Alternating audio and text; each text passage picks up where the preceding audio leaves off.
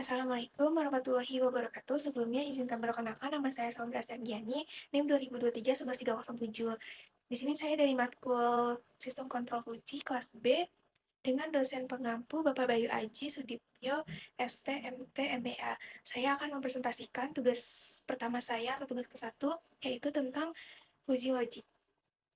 Oke, saya akan menjelaskan tentang Fuji Logic.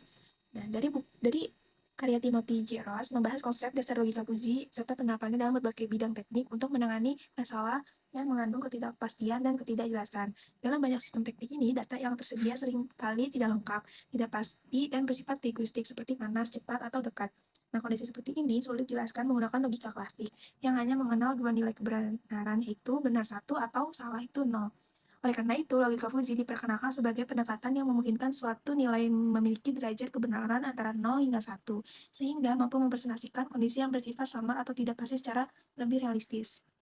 Konsep utama dalam logika Fuji adalah himpunan Fuji atau Fuji set. Pada himpunan klasik, suatu elemen hanya dapat menjadi anggota atau bukan anggota suatu himpunan. Namun, pada himpunan Fuji, keanggotaan suatu elemen dinyatakan dengan fungsi keanggotaan atau membership function yang memiliki nilai antara 0 sampai 1. Nah, nilai ini menunjukkan tingkat keanggotaan suatu elemen terhadap suatu himpunan. Misalnya dalam konsep umur muda, seorang yang berusia 20 tahun dapat memiliki derajat keanggotaan 1. Sedangkan usia 30 tahun itu mungkin memiliki derajat 0,7 dan usia 40 tahun itu memiliki derajat 0,3. Nah, dalam teori Fuji ini kita terdapat operasi dasar yang mirip dengan operasi pada himpunan klasik, yaitu union atau or, interaction, and, dan complement not. Pada logika Fuji, operasi ini dilakukan menggunakan fungsi maksimum, minimum, dan komplement terdapat nilai keanggotaan. Nah, komponen ini penting lainnya dalam sistem Fuji, yaitu sebagai fungsi keanggotaan yang digunakan untuk menggambarkan hubungan antara nilai input dan tingkat keanggotaan dalam suatu himpunan Fuji. Nah, fungsi ini dapat memiliki berbagai bentuk seperti segitiga, trapesium, dan kurva Gaussian. Nah, sistem logika Fuji ini pada umumnya terdiri dari 4 bagian, yaitu Fuji Fourier, Rule Based, Intervention Engine, dan Diffusifier.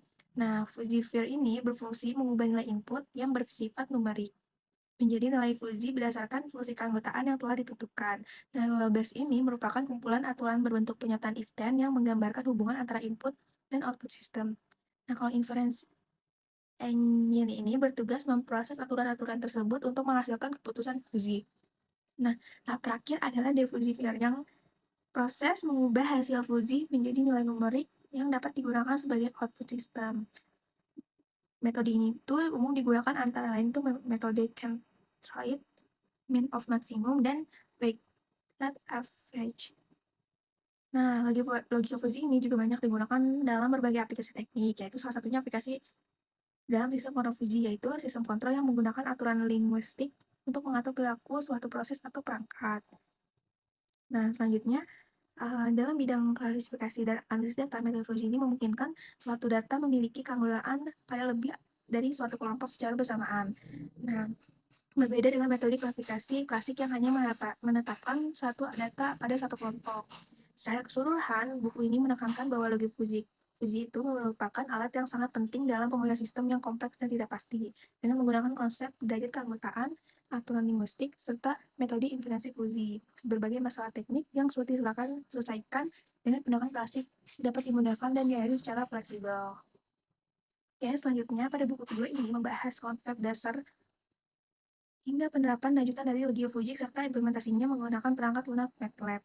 Nah, logika Fuji ini merupakan metode komputasi yang digunakan untuk menangani ketidakpastian, ambiguitas, dan informasi yang tidak pasti dalam berbagai sistem nyata.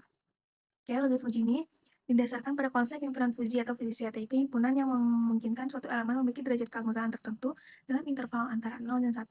Berbeda dengan himpunan klasik yang memiliki batas tegas sehingga suatu elemen hanya dapat menjadi anggota atau bukan anggota suatu himpunan.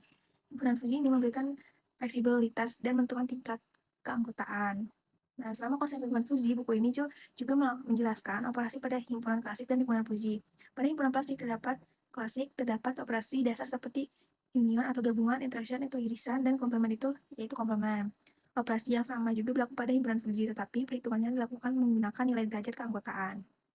Selanjutnya, bagian penting lain yang dijelaskan dalam buku ini itu adalah fungsi keanggotaan dan fungsi fujifikasi.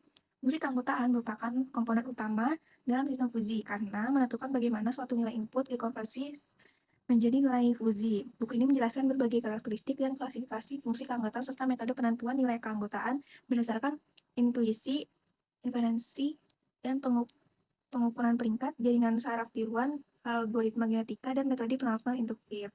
Nah, proses fuzifikasi tersendiri merupakan tahap awal dari sistem fuzzi yang bertujuan mengubah nilai input numerik menjadi nilai fuzzi yang menggunakan fungsi keanggotaan yang telah ditentukan. Nah, sistem fuzzi ini memang proses simulasi fuzzi menggunakan aturan berbentuk if then. Aturan fuzzi ini merupakan representasi pengetahuan manusia dalam bentuk linguistik. Contohnya adalah aturan seperti if, yaitu suhu tinggi dan kecepatan kipas tinggi. Nah, tahap selanjutnya dalam sistem fuzzi adalah defuzifikasi, yaitu proses mengubah hasil fuzzi menjadi nilai numerik yang dapat digunakan dalam sistem nyata. Nah, buku ini menjelaskan berbagai metode defuzifikasi seperti metode centroid dan lainnya. Nah, buku ini membahas pengambilan keputusan berbasis fuzzi yang meliputi berbagai pendekatan seperti fuzzi ordering, pengambilan keputusan individu, pengambilan keputusan kelompok, serta pengambilan keputusan multi-objektif. Nah, digunakan untuk menyelesaikan masalah yang memiliki banyak kriteria dan ketidakpastian dalam data. Dalam bagian aplikasi, buku ini menunjukkan bahwa logika fuzzi memiliki banyak penerapan di berbagai bidang teknik dan ilmu komputer. Oke, sekian presentasi dari saya tentang fuzzi logic. Mohon maaf bila ada kekurangan atau kesalahan kata-kata. Wassalamualaikum warahmatullahi wabarakatuh.